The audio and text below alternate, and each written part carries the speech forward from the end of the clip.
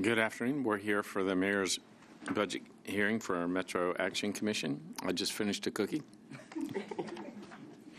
I'm joined by the Finance Director, Talia Lomax O'Neill, and by the city's Chief Diversity Strategy Officer.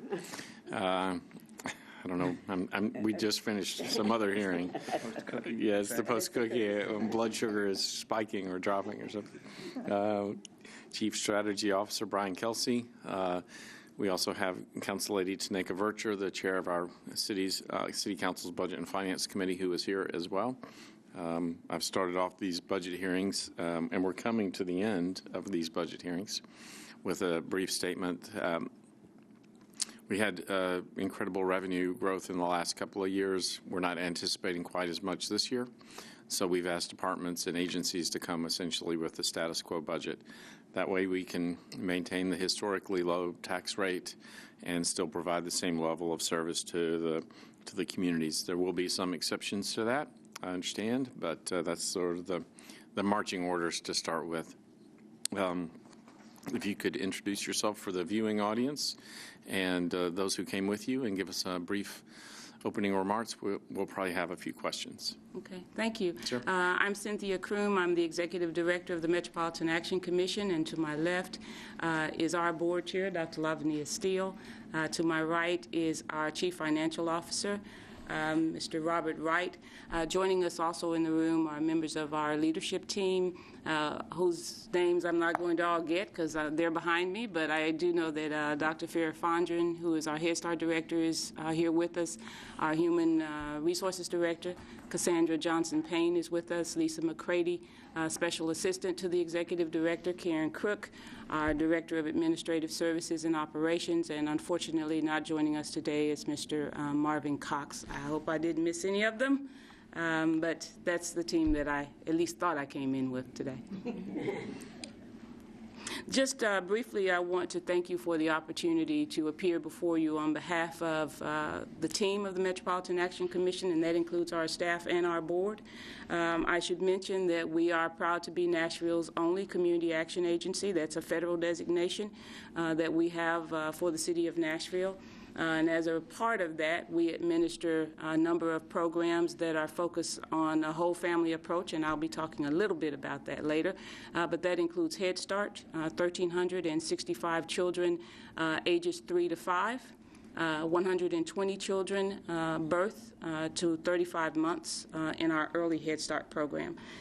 Through our Community Services Block Grant and our Energy Assistance Program, we serve over 10,000 residents in Davidson County.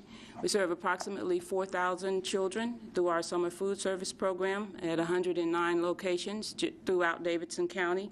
In addition to that, we provide employment for opportunities and training for parents who are in our Head Start program. We offer adult education, GED, through Community Services Block Grant funding. We also are very excited that we offer a youth technology camp that's also a part of our Community Services Block Grant funding. We have CACFP, which is the funding that we utilize for meals for our children in Head Start. In addition to city funding that we utilize to assist individuals with their rent and mortgage. That's the basic gist of the programs that we administer. Thank you. Okay. Would you like to discuss your budget? I would. One of the things that we were told might be a question, and since it wasn't asked, I'm going to go ahead and just mention it, and then I'll talk about our specific budget request.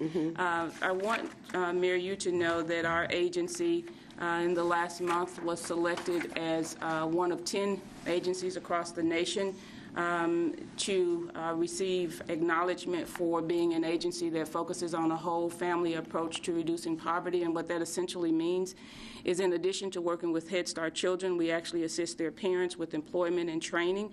And so we were selected to represent community action agencies across the nation as one of 10 agencies who use that approach when working with families.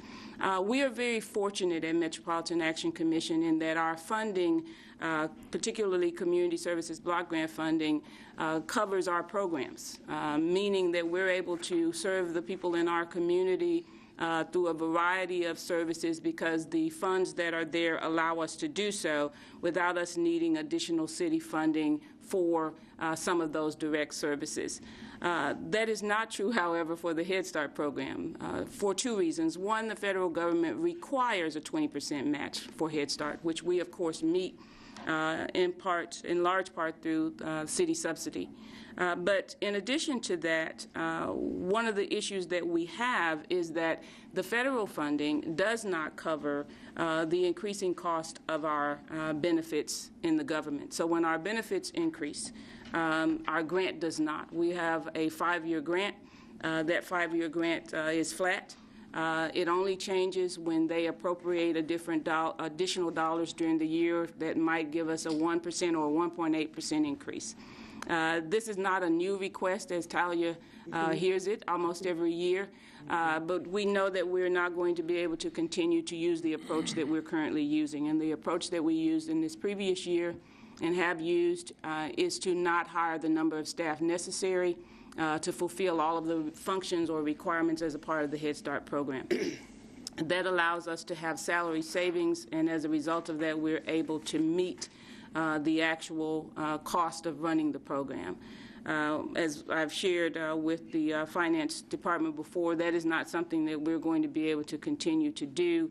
And as a consequence of that, we are requesting that as adjustments are made with other departments in the government when benefit costs go up, we're requesting the same adjustments are made for our organization. We wrote specifically to the federal funder for Head Start at the request of Finance to ask about any opportunity for them to increase our funding based on those costs. They were very clear they would not. The program grant is as they have given it to us. One of the questions that we were asked when discussing this previously is whether or not we had seen any savings on benefits, particularly health, when the city moved to having not just family and single coverage, but having that you could have just the parent and the children, even if there wasn't a spouse. We did examine those numbers and noted that there was no change. In fact, the number that we submitted actually takes that into account. That's the reason for our request, and I'll take any additional questions that you all might have.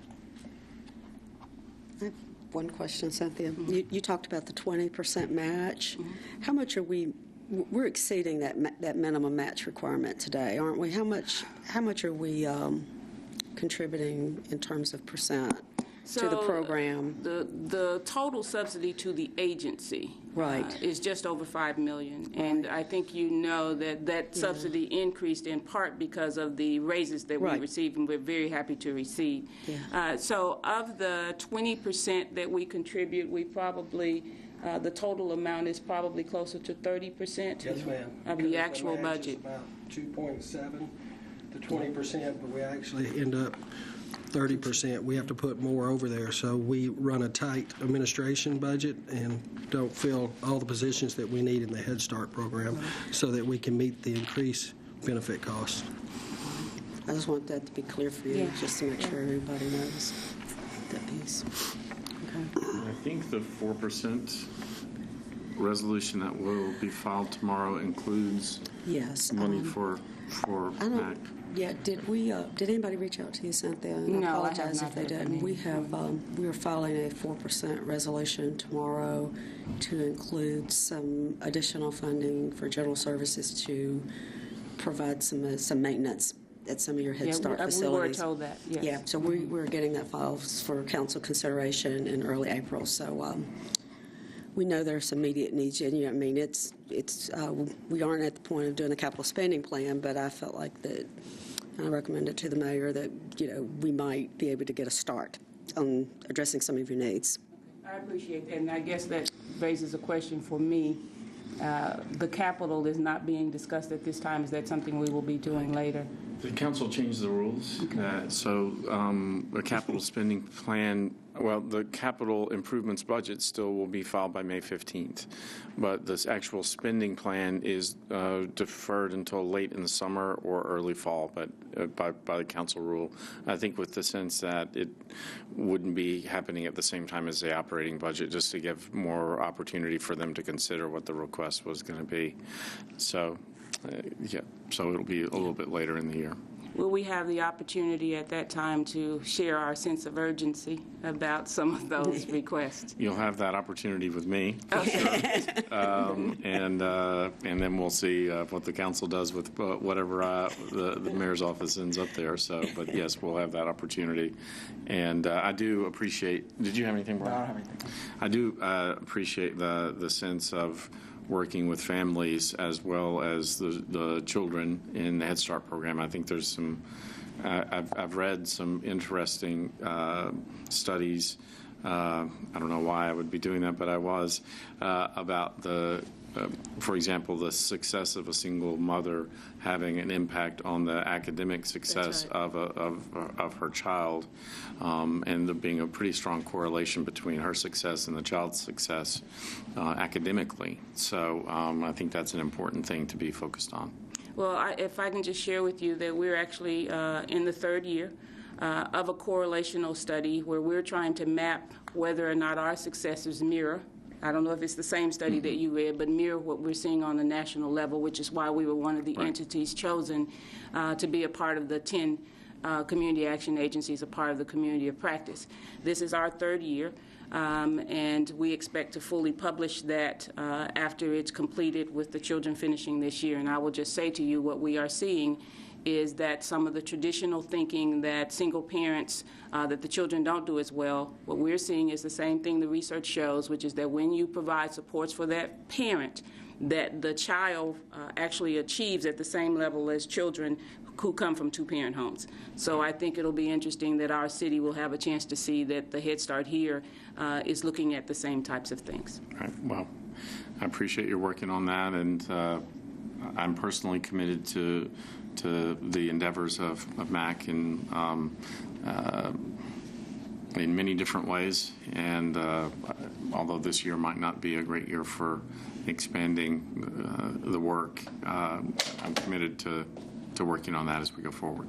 Thank you. Sure. I appreciate it. Sure. Thank you. We're done, I think. We're done. Thank you. Thank you.